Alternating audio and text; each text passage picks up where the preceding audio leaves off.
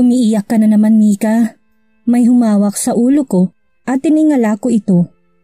Ganun na lang ang gulat ko nang makitang lalaking laging nakakapagpagaan ng pakiramdam ko. Adrian! Niyakap ko siya ng mahigpit at humagulhol sa balikat niya. Ginantihan naman niya ako ng yakap.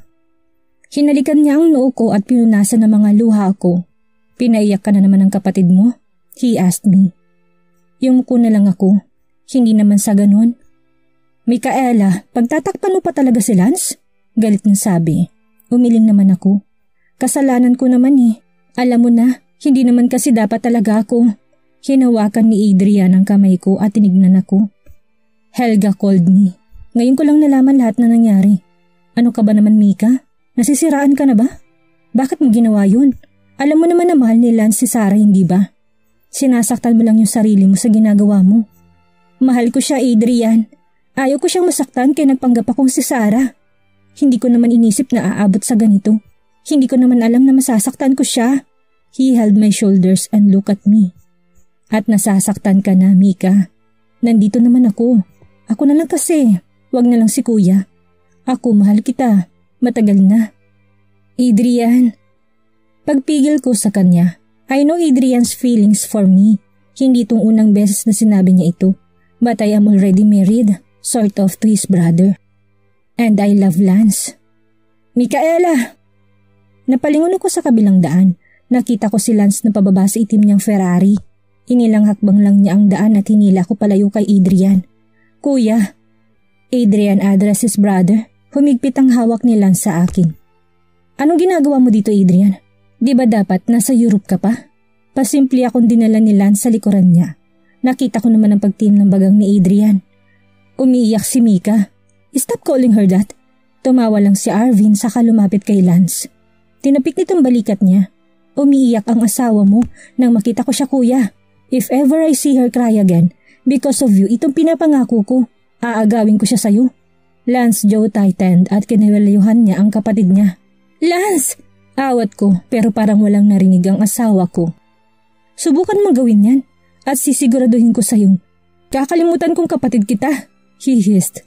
Tumawa lang si Arvin at tinulak si Lance. Lumapit siya sa akin at ginulumbo ko.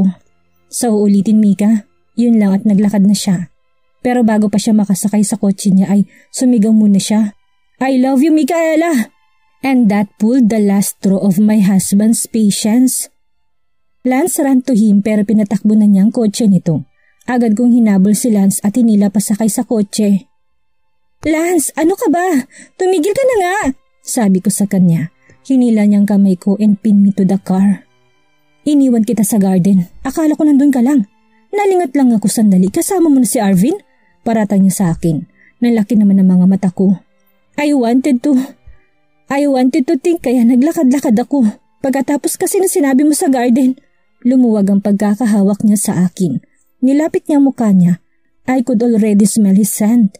Forget that. Kalimutan mo na yung sinabi ko. Binitawan na niya ako. Sumunod ako at sumakay sa kotse. He took my seatbelt at siya na mismo naglagay nun. Hindi mo pa rin mapapalitan ng kambal mo. You may have the same face pero si Sarah pa rin ang mahal ko. At kahit na ipagsigawan mo pa sa lahat na mahal mo ako, walang magbabago, Micaela. Dahil kahit anong gawin mo, kahit anong pilit mo, si Sarah pa rin ang asawa ko. Siya lang. How can I forget those words? Isang malaking paalala yun kung ano ba talaga ang halaga ko kay Lance. Tumingin ako sa labas ng bintana na maramdaman kong hinawakan ni Lance ang kamay ko. Nilingon ko siya. You're mine, Micaela. Remember that. His lips moved fiercely against mine. Nalaki naman ang mata ko and was about to push him pero diniin lang niya ako sa lababo and tipped my head. My blood was racing. My heart is pounding. Kahit anong gawin kong kaila sa sarili ko, alam kong nangungulila pa rin ako sa mga halik niya, sa buong siya. Nilagay ko mga kamay ko sa dibdib niya para itulak siya pero sa huli, sinasagot ko ng mga halik niya. Marahan siyang lumayo sa akin and smile at me. Well, bawas ng utang mo halik sa akin, Mika. He huskily said while looking at my lips. Naitulak ko naman siya but he caught my arms at dinala niya yun sa likod niya. Bali parang nakayakap na ako sa kanya. He touched my cheeks and gently kissed it. Bakit hindi mo sinabi sa akin na may anak tayo? He asked. Hindi naman siya galit but I can sense the bitterness on it. Matapang ko siyang tiningnan. At bakit ko gagawin yun? Micaela, may karapatan ako sa kanila. Nanawala noong hinayaan mo ko masagasaan because you were so busy with my sister. Putol ko sa sinasabi niya. Diniin niyang hawak sa mga kamay ko at lalo pang inilapit ang katawan niya sa akin. Hindi ko sinasadya yun. Akala ko si Sarang masasagasaan kaya siyang hinila ko. Hindi ko naman inisip na ikaw ang tatamaan. Depensa niya sa sarili. Natawa naman ako. In short, siyang pinili mo. Look Lance, I get it, okay? Mas importante siya sa'yo. Why do we have to have this conversation all over again? Kinulak ko na siya at binitawan niya ako. Because I want to have you again. I want you to become my wife again, Micaela. Lalo pa ngayon may 2 na tayong anak. Seryoso niyang sagot. Hindi na ako nagsalita. Tinalikuran ko na lang siya nang magsalita siya ulit. Sasama na kayo ng mga bata sa akin. Iuwi ko na kayo sa bahay. Anong sabi mo? Iuwi ko na kayo. Start packing your things now. Utos nito sa akin sa kanya itinayo ang pintuan na nasira niya kanina. Why would I even do that? Nahihibang ka na ba? Hindi ako sasama sa'yo. Halos hysterical ko nang sabi. Ngumisi lang siya na lalong nakapagpainis sa akin. He is so calm, habang ako'y halos magapoy na sa inis sa kanya. Fine, then stay here. Ang mga bata na lang ang isasama ko. What? Hindi mo pwedeng gawin yun. Lumapit na ako sa kanya and held his shoulders para humarap siya sa akin. Iuwi ko mga bata sa ayaw at sa gusto mo, Mika. Panahon na para malaman nila na may ama sila. Hindi mo sila isasama sa'yo. Hindi ko sila ibibigay, Lance. Fine, gusto mo makipagmatigasan? Then go, pero kukunin ko mga bata.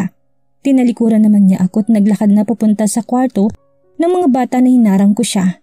Dedemanda kita, pananakot ko sa kanya. Ngumisi lang siya, lumapit sa akin and inched my face into mine. He grinned and touched my neck. Do it, I have billions at my disposal, Micaela.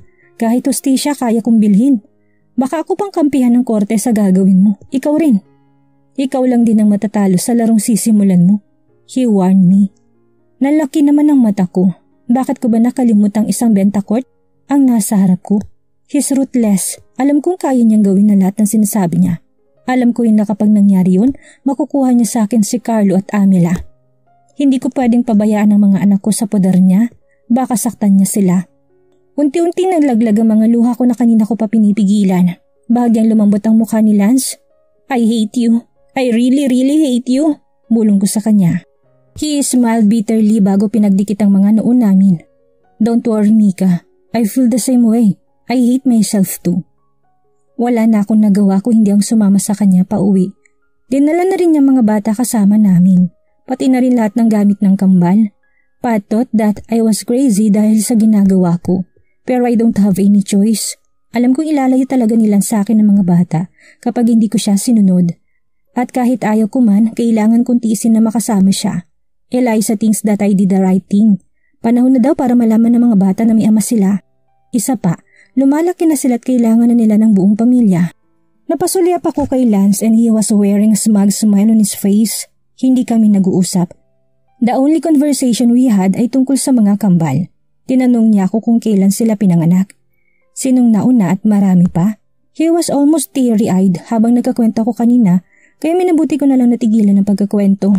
Ganyan ba talaga silang matulog dalawa? He asked me. Tumingin ako sa rearview mirror at napansin kong tulog na nga ang kambal ko. As usual, Carlo has his hands on Amilas. Protective si Carlo sa kapatid niya kahit sa pagtulog. I answered. Tumangutango lang siya. Moments later ay nakita ko ng mansyon niya. Pumasok na kami doon. The maids immediately went to his side. Inutusan niya mga ito na kunin ang mga gamit namin. Ako naman ay agad nang umikot at binuhat si Carlo. Kinuha naman nila si Amela. When are we going to tell them? Lance asked habang inaakit namin ang kambal. Akala ko sa kwarto namin dati sila dadalhin pero nagulat ako nang buksan niya. Ang kwarto sa kabila noon. Nang pumasok ako ay nakita kong kwartong kulay black and blue. May bookshelves sa gilid at stuffed toys. How? Hindi ko nagawang tapusin ang aking pangungusap. Nilapag na ni Lance si Amela at inaplos ang buhok. Pagkatapos ay kinuha niya si Carlo sa akin at tinigan sa tabi ni Amela. I really thought that they were dead. Masyado ako nangulila sa'yo at nagsisi sa ginawa ko sa anak natin, kaya pinagawa ko itong kwarto para sa baby natin. And look, it came in handy. Malungkot niyang sinabi, napatingin ako sa paligid ng kwarto. Nagigilt na ba siya sa mga ginawa niya sa amin? Dapat lang Bentacourt, dapat lang na makonsensya ka. Tinalikuran ko na siya at nauna na akong lumabas ng kwarto ng mga bata. Naramdaman ko namang sumunod siya. Pumunta ako sa kusina at nakita ko si Manang Lydia. Nang, tawag ko. Nalaki naman ang mga mata niya at niyakap ako. Kailan ka pa nakabalik, Micaela? Excited niyang tanong. Mukhang kakauwi pa lang ni Manang galing sa probinsya nila. Nasa lapag pa ang mga maleta niya at hindi pa siya naka-uniforme.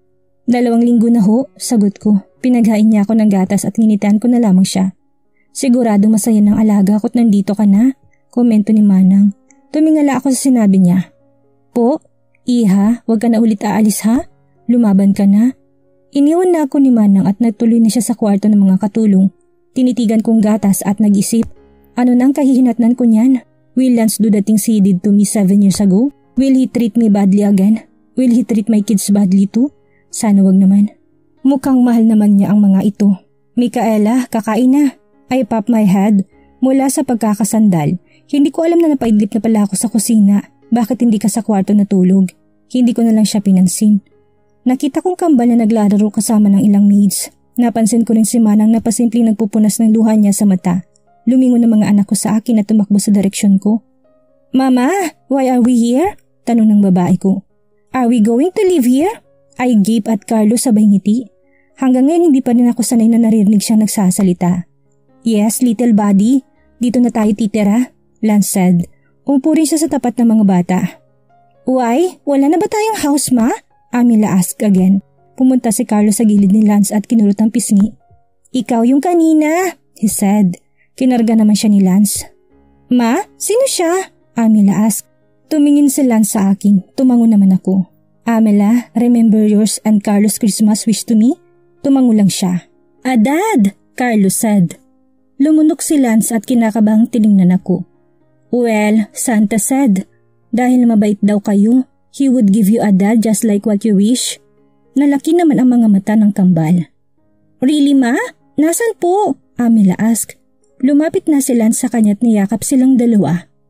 Sweetheart, I am the one Santa sent. I am your dad, he said. Napanganga silang dalawa, tumingin si Amela kay Carlo pagkatapos ay hinila niyang tenga ng kapatid. Napaaray naman si Carlo. Amela! Tawa lang siya ng tawa. I told you Carlo, siya yung daddy natin. He looks like you, she added. Tumingin naman ako sa kanilang dalawa. Lance was sniffing and his nose was red. Ang lawak ng ngiti niya habang tinitingnan ng kambal. We have a dad, Carlos said and hugged his father. Gumaya rin si Amela. Lance opened his eyes and smiled at me.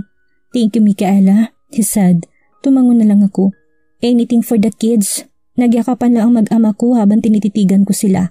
Amela and Carlo were very ecstatic about Lance at halos hindi na nila lubayan ang ama. Nang nasa dinner na kami ang ingi-ingay nila, even Carlo, madalal rin palang binata ko. I was smiling while looking at them.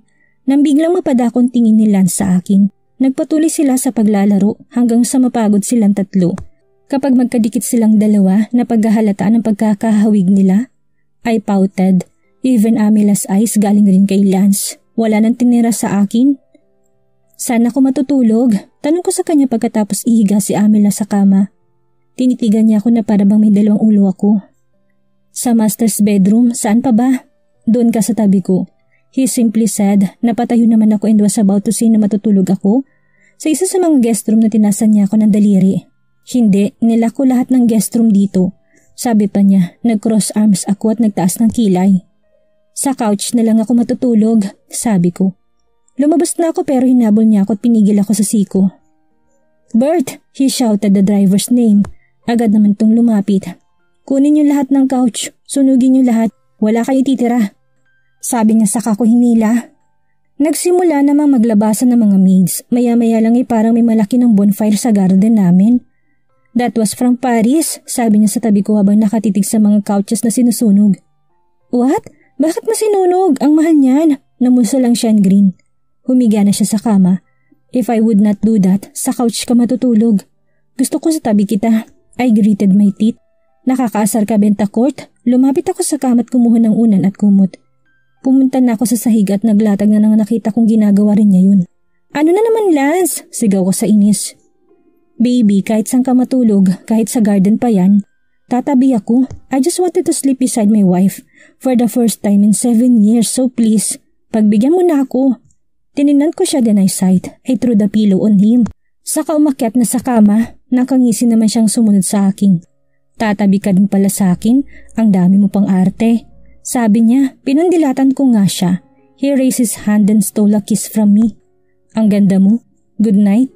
Sabi niya saka nagtalukbong na. Pinalagpas ko na lang ang ginawa niyang paghalik at humiga na rin when he steered. I forgot to say this. I love you, Micaela.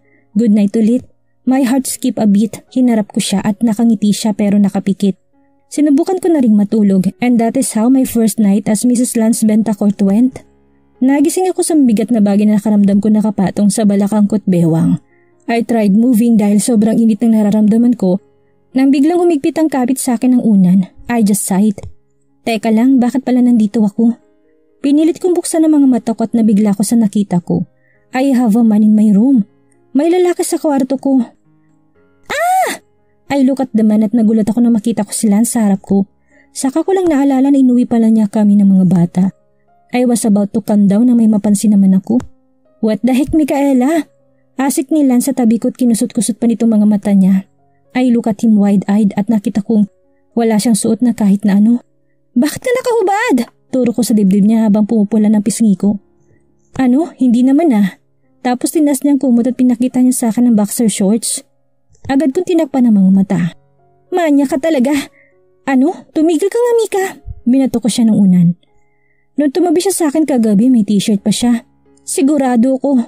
Bakit? Bakit niya tinanggal? Manya ka talaga. Manyak! Ma! Agad niyang hinilang unan na pinapalo ko sa kanya at inihiga niya ako sa kama. He immediately went on top of me at ngumisi. You know, I kinda like mornings like this. Me on top of you, and you under me. Ang gandang simula ng umaga, hindi ba, Mika? He huskily said. Nalaki naman ang mata ko lalo na't nakita kong abscess niya. Oo, abscess. Madami kasi. Buisit, magdamit ka nga, sigaw ko sa kanya. Lalo niyang nilapit yung katawan niya sa akin. I always sleep in the nude, love. Pasalamat ka nga nag-boxers pa ako. Dati naman hindi na ako nagdadamit kapag katabi ka. Aray! Micaela ha? Sigaw niya na inupog ko ang ulo ko sa kanya. Totoo naman kasi. Nung hindi ko pa siya iniwan noon, hindi talaga siya nagdadamit kapag natutulog. Katwiran niya, tatanggalin rin naman namin. Ano ba problema mo? Lagi mo na lang ako sinasaktan. Nainis na niyang sinabi sa akin. Ang kapal mo talaga? Umalis ka nga sa ibabaw ko? Ganting sigaw ko sa kanya. Why? You want to be on top? Tanong niya habang nakangisi ng malawak. Por Diyos por santo, Diyos me, ang aga-agang hali ng pag-iisip nitong lalaking to. Lance! I just hissed at him dahil na rin sa mga pinagsasabi niyang double meaning. Nagulat naman ako nang biglaan niyang hinalikan ng leg ko and sniff it. Gustong gusto ko talaga kapag sinisigaw mo yung pangalan ko, Mika. Sabi niya habang hinihimas ang leg ko. Pinilit kong wag umungol dahil sa ginagawa niya pero still, the sound escaped on my lips. Lance! Pagpigil ko sa kanya when I felt his hands roaming on my body. Micaela, bakit kahit 7 taon na mahal pa rin kita? Hirap na hirap niyang tanong sa akin habang tinataas na laylayan ko ng damit. Agad ko siyang naitulak sa sinabi niya. Anong sinabi mo? I can feel the anger slowly creeping on me. Dahil sa sinabi niya, mahal kita, Micaela, he said. Nagningning ang kanyang mga mata ng senseridad at katapatan. Napailing na lang ako. Hindi, nagsisinungaling ka. Sabi ko sabay tulak sa kanya. Micaela, nagsisinungaling ka lang hindi ba? I calmly asked him. Tumayo na ako at dumiretso sa pintuan. Micaela, nagsasabi ako ng totoo. Habol niya sa akin. Hinarap ko siya at tinitigan. How can you say something like that, Lance? Pagkatapos ng lahat, sasabihin mong mahal mo ko? Sa tingin mo ba maniniwala ko? I asked him. Napatangan na lang siya sa akin at yumuko. Akala ko ba ayos na tayo? He asked me. Tinitigan ko siya. Alam mong ginagawa ko lang ito para sa mga bata. Kung ako lang ang papipiliin, lalayuan kita. Ayokong kamuhian ka, Lance. Ayoko nang maalala lahat ng mga ginawa mo sa akin noon. Ang sakit ng ginawa niya sa akin. At sa bawat araw na nakakasama ko siya ulit, naalala ko lang lahat ng mga ginawa niya. Bumabalik lahat ng mga salitang sinabi niya. Nagbubukas lahat ng sugat na nagawa niya. Lahat ng mga binaon ko na. Nahuhukay ulit kapag malapit siya sa akin. At kapag nangyari yun, soon enough, pati na rin lahat ng galit ko sa kanya mabubuhay. Ayoko nang mangyari yun. Kahit papano naging magkaibigan kami. Pero mahal kita, Micaela. Bakit ba ayaw mo maniwala? He bitterly asked. Napakapit ako sa doorknob. Sige nga, Lance, sabihin mo nga.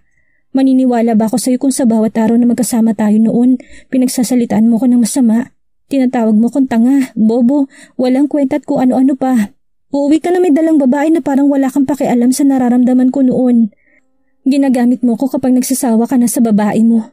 Sinasaktan mo ko kapag hindi ko nagagawa ang gusto mo. Huminga ko ng malalim. Etong ayaw ko inuungkat ang lahat na nangyari 7 years ago. Namutla naman siya sa mga sinabi ko.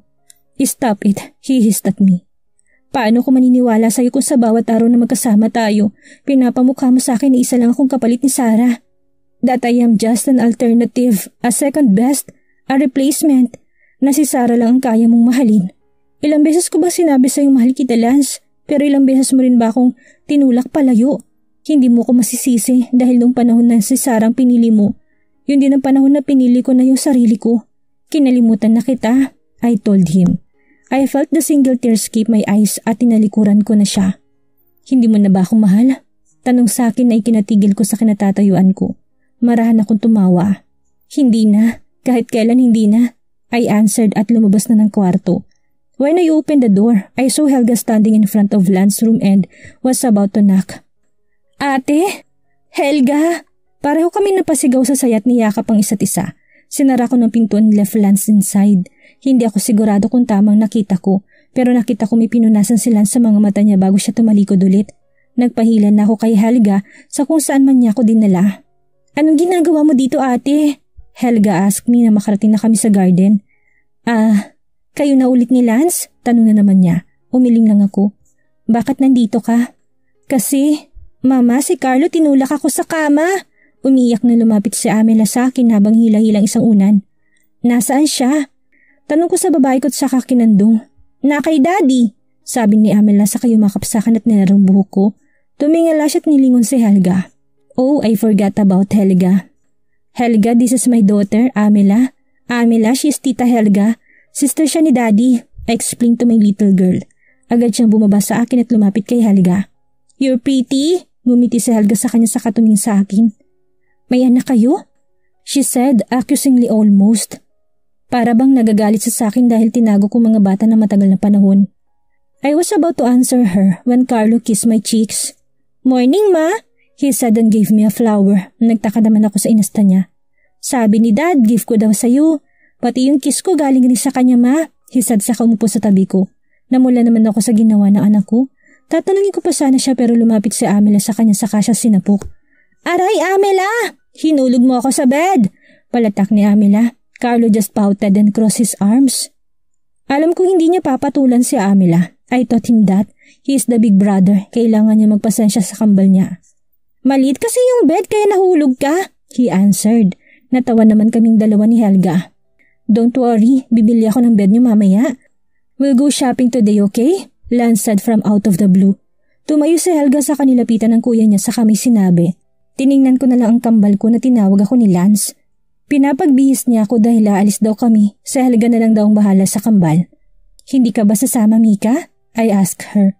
Umiling nang siya. Hindi na ate, may naiwan pa akong trabaho sa firm. Tumango na lang ako and bid her goodbye. Sumakay na ako sa tabi ni Lance. He went to my side. Akala ko kung anong gagawin niya. Pero nilagay lang pala niyang seatbelt ko saka ako tiningnan. Mahal kita, bigla niyang sinabi. Pagkatapos ng isa ka na siya bumalik sa pagdadrive. Tiningnan ko na lang mga bata sa likod. Si Carlo nakatingin sa bintana habang si Amela kumakanta ng dandan-dandan. Micaela, tawag niya sa akin. Nilingon ko siya. May inabot siya sa akin kahit at binuksan ko yun. I saw our wedding ring there. Para saan to? Isuot mo na sa ayot sa gusto mo. We will work on this marriage again. Sagot niya sa akin. I sight sa kanilagay sa bagong box pero pinigil niya ako. Sabi ko isuot mo diba? He narrowed his eyes at me. Wala na akong nagawa. Kung hindi ang sundin siya, I look at my hands. I was about to look at it much better dahil sa malabong mata ko when I felt Lance's hand took my hand. Tiningnan ko naman siya and I saw he is also wearing his ring. Magkadikit ng singsing naming dalawa and something touched my heart. No, I can't feel this way. No, I can't feel this way again. Hindi na pwede. Hindi na pwedeng tumibok ang puso ko dahil sa sweetness niya. Hindi na dapat. Bahala ka magmatigas, Micaela, pero tandaan mo ito. Hindi ka na ulit lalayo sa akin at gagawin kong lahat para maniwala ka sa akin na mahal kita. Kinagat ko ang labi ko. Hindi, nagsisinungaling siya. Nagsisinungaling lang siya. Ngayong magkasama na sa isang bahay si Micaela at Lance, ito na kaya ang simula para muling lumambot ang puso ni Mika sa asawa? Yan ang ating aalamin sa susunod nating kabanata.